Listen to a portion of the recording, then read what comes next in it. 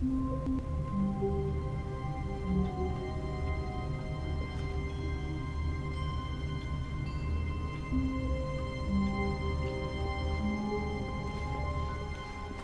of his co-workers were gone.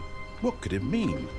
Stanley decided to go to the meeting room. Perhaps he had simply missed a memo. This is the beginning of my second play session, and I didn't want to go back to the game, but there was a few more choices that I remember not taking. This is shit I do for my viewers, so y'all better be thankful. When Stanley came to a set of 2 open doors, he entered the door on his left.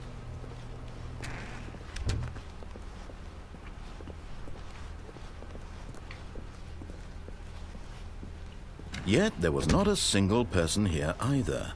Feeling a wave of disbelief, Stanley decided to go up to his boss's office, hoping he might find an answer there. Coming to a staircase, Stanley walked upstairs to his boss's office. No, the fuck Stanley did not.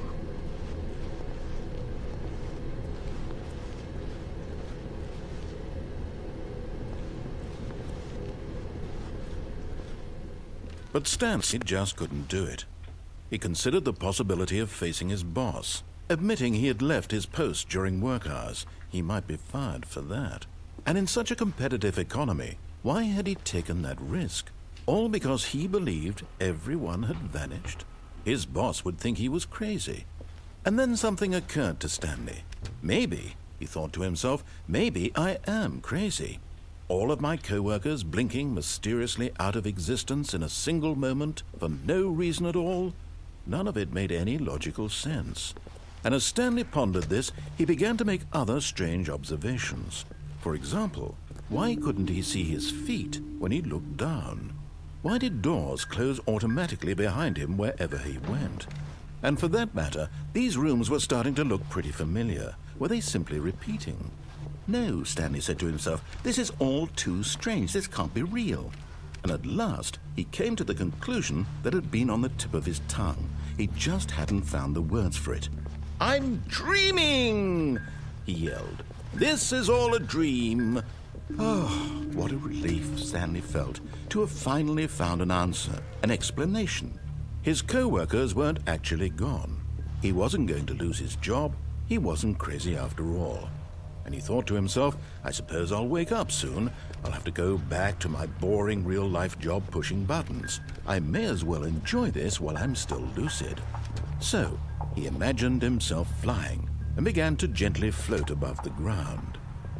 Then he imagined himself soaring through space on a magical starfield, and it too appeared. It was so much fun, and Stanley marveled that he had still not woken up. How was he remaining so lucid?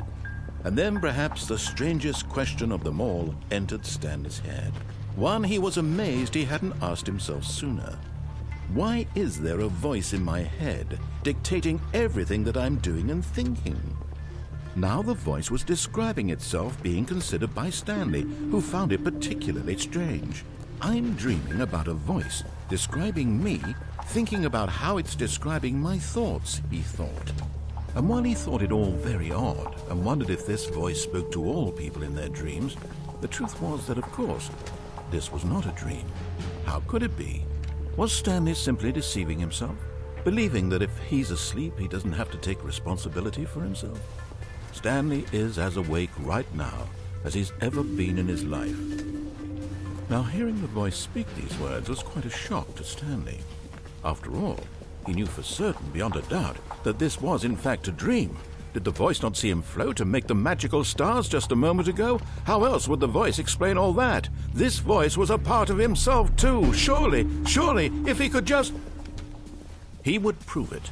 He would prove that he was in control, that this was a dream. So he closed his eyes gently, and he invited himself to wake up. He felt the cool weight of the blanket on his skin, the press of the mattress on his back, the fresh air of a world outside this one. Let me wake up, he thought to himself. I'm through with this dream. I wish it to be over. Let me go back to my job. Let me continue pushing the buttons. Please, it's all I want. I want my apartment, and my wife, and my job. All I want is my life exactly the way it's always been. My life is normal. I am normal. Everything will be fine. I am okay.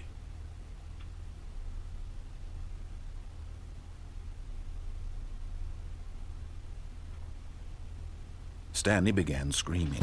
Please, someone, wake me up. My name is Stanley. I have a boss. I have an office. I am real. Please, just someone tell me I am real. I must be real. I must be. Can anyone hear my voice? Who am I? Who am I? And everything went black.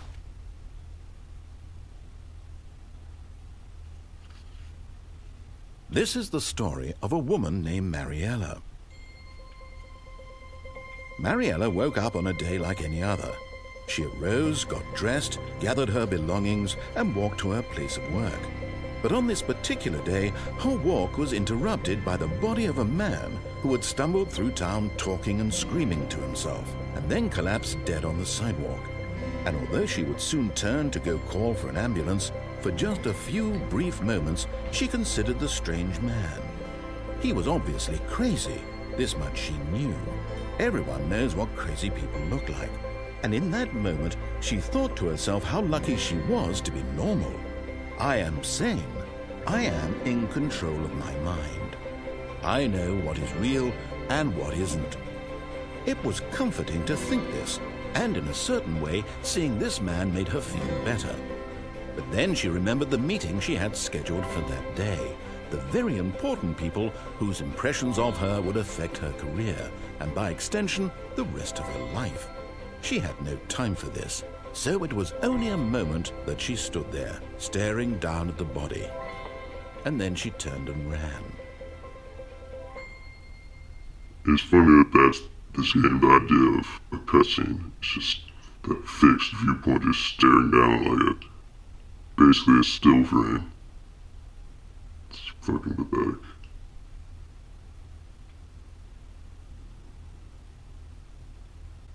See, I did this for my viewers, and that was arguably the most painful ending yet, just going through the same sequence over and over. Wait, what do we got here? This is a fucking new beginning. All of his co-workers were gone. What could it mean?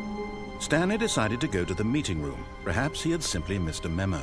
We've never started here in this bluish hallway. When Stanley came to a set of 2 open doors, he entered the door on his left. Wait, is everything else the same?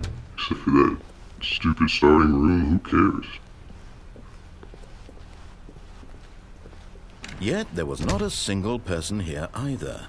Feeling a wave of disbelief, Stanley decided to go up to his boss's office, hoping he might find an answer there. Coming to a staircase, Stanley walked upstairs to his boss's office. Look, everything else is the same. Why did you bother making a different cubicle started? Of course not. I had to try. Let's check my fucking email while I'm at it.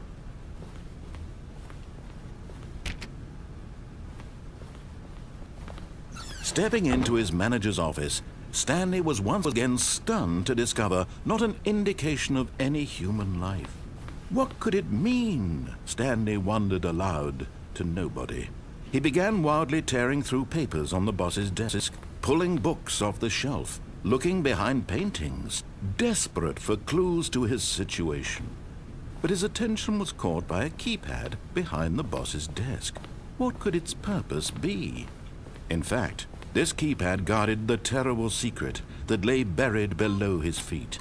And so the boss had assigned it an Stanley was in such a rush to get through the story as quickly as possible, he didn't even have a single minute to just let the narrator talk.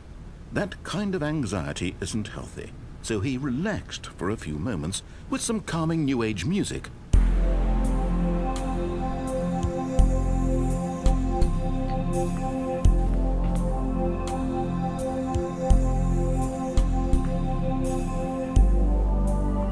Feeling soothed and rejuvenated, Stanley calmly walked forward into the opened passageway.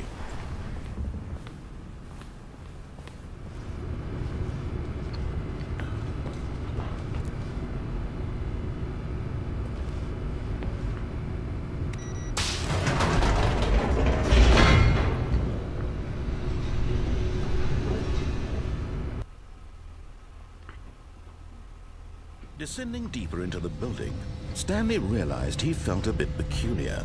It was a stirring of emotion in his chest, as though he felt more free to think for himself, to question the nature of his job. Why did he feel this now, when for years it had never occurred to him? This question would not go unanswered for long.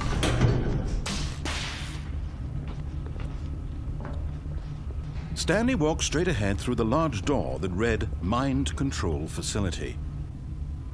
Now, so Stanley walked down the escape hallway that he noticed the first time he played. Although this passageway had the word escape written on it, the truth was that at the end of this hall, Stanley would meet his violent death.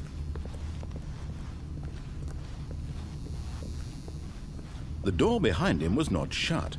Stanley still had every opportunity to turn around and get back on track. This is creepy. I better not see no damn Slender Man at the end of the hallway. Almost makes me forget which way I came. At this point, Stanley was making a conscious, concerted effort to walk forward and willingly confront his death.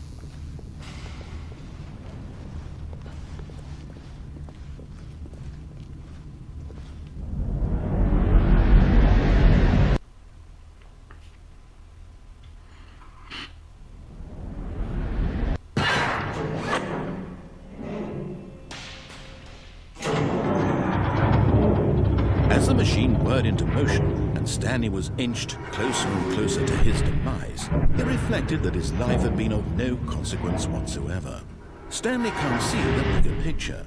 He doesn't know the real story, trapped forever in his narrow vision of what this world is. Perhaps his death was of no great loss, like plucking the eyeballs from a blind man. So he resigned and willingly accepted this violent end to his brief and shallow life. Farewell, Stanley.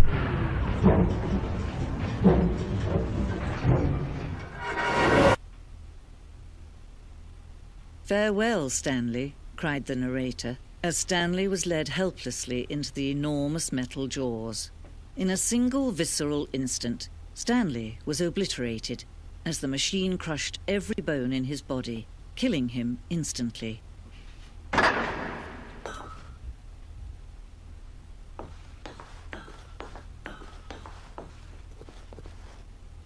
And yet it would be just a few minutes before Stanley would restart the game, back in his office, as alive as ever. What exactly did the narrator think he was going to accomplish? When every path you can walk has been created for you long in advance, death becomes meaningless, making life the same. Do you see now? Do you see that Stanley was already dead from the moment he hit start? Yo, this place is not what I think it is. Is it? Show me a fucking layout of the levels that I just played 10 times. I could fucking do that in my sleep. I don't need to see the damn layout. This is a fucking museum of the level design of this game.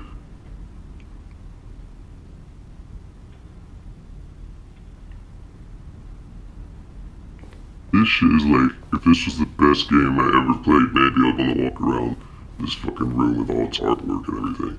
Not this little fucking mini game. I'm shocked.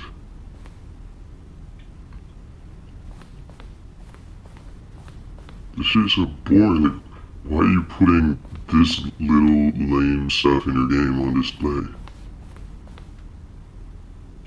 Look at the button sound.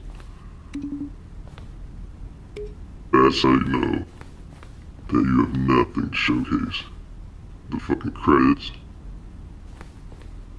Oh my god.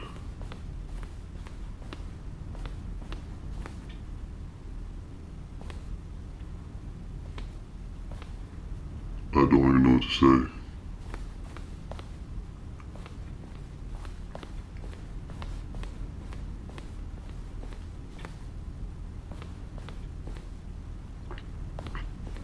This shit is stunning to me that they thought this was a good idea.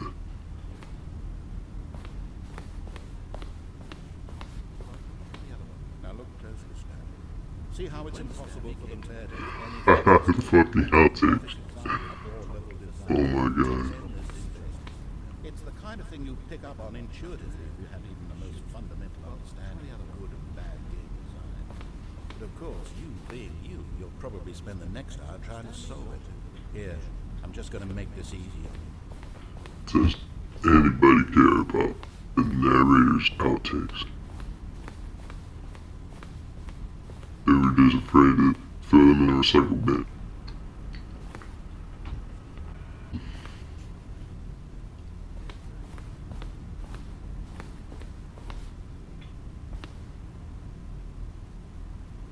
Who would have thought they could fill up this many rooms? There's like not even any artwork or anything in this damn game.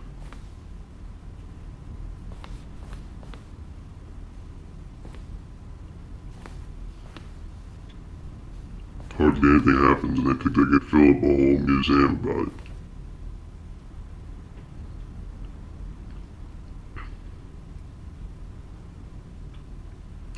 The things I do for my viewers, I would have walked straight through the end like I would have treated a real museum.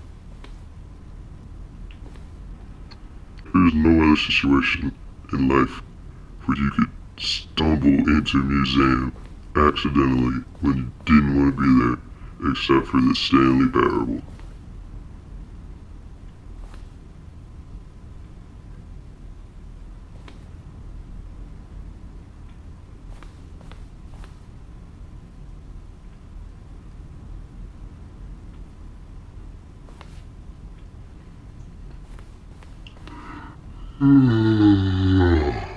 This shit's putting me to sleep.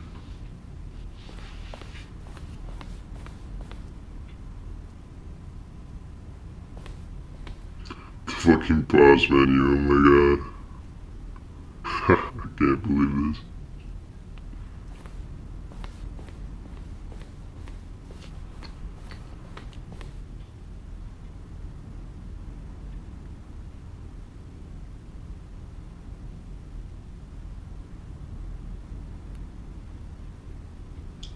Fucking trailers.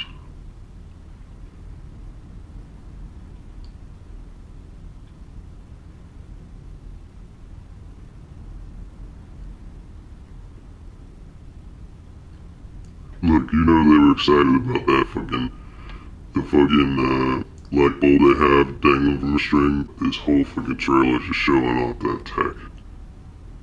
Oh, look at that, look at the shadows move. Who fucking cares if the game sucks?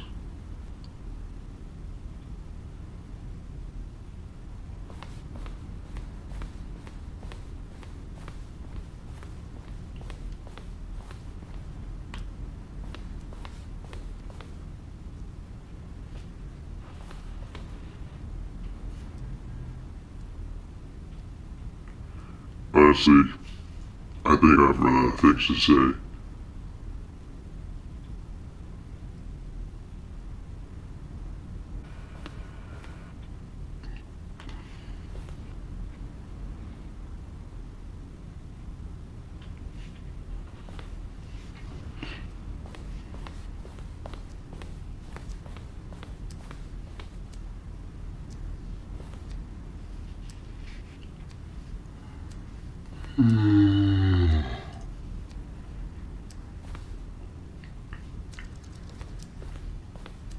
Oh, I thought of something to say. Here's a great time for me to tell you guys who might be interested that there's a couple endings in this game that I never found. Personally, I just went on YouTube like you are doing right now. You want to check out the baby ending. That is the most batshit crazy ending. There's some other ones too that I didn't find. But the baby ending is one of the most batshit crazy things I've ever seen in my life. Alright? the narrator sets up this game, which is literally a fucking cardboard baby that moves slowly towards these cardboard flames, right? And Stanley has to push a button to reset the baby back at the beginning of the track, right? And literally, when I tell you that Stanley has to do this for 4 hours straight, I mean it. Literally 4 hours straight.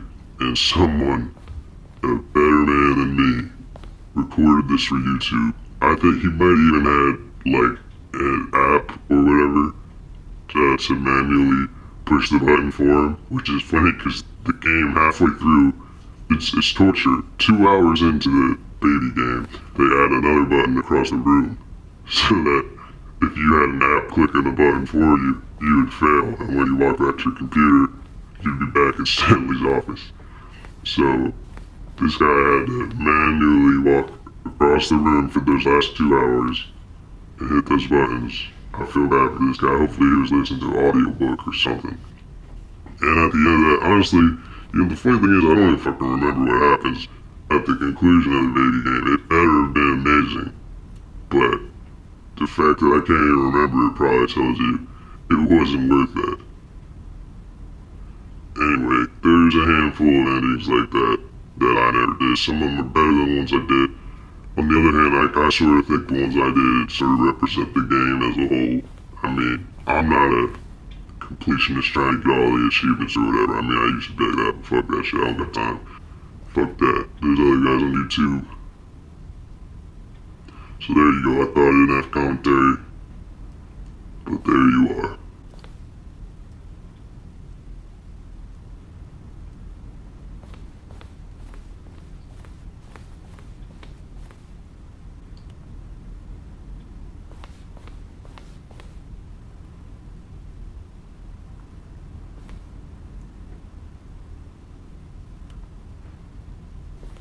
Yep, this shit is still going, if you can believe it. But don't cancel just yet, there is somewhat of an ending coming. And I thought it was kind of appropriate because I didn't plan it this way, but it is sort of the most final ending that I got so far. Oh, look at these two. How they wish to destroy one another. How they wish to control one another. How they both wish to be free.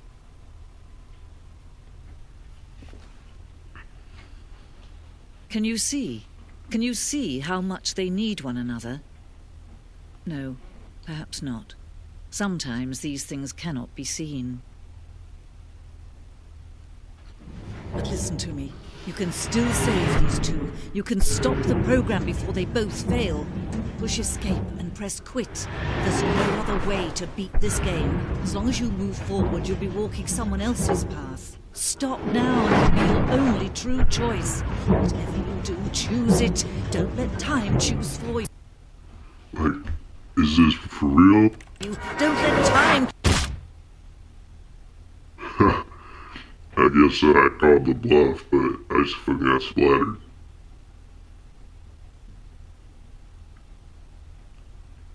So, is the game over? This isn't a loading screen. Hello? This shit is ridiculous. I guess you gotta click to the main menu to continue. Alright, I've had enough. I'm out.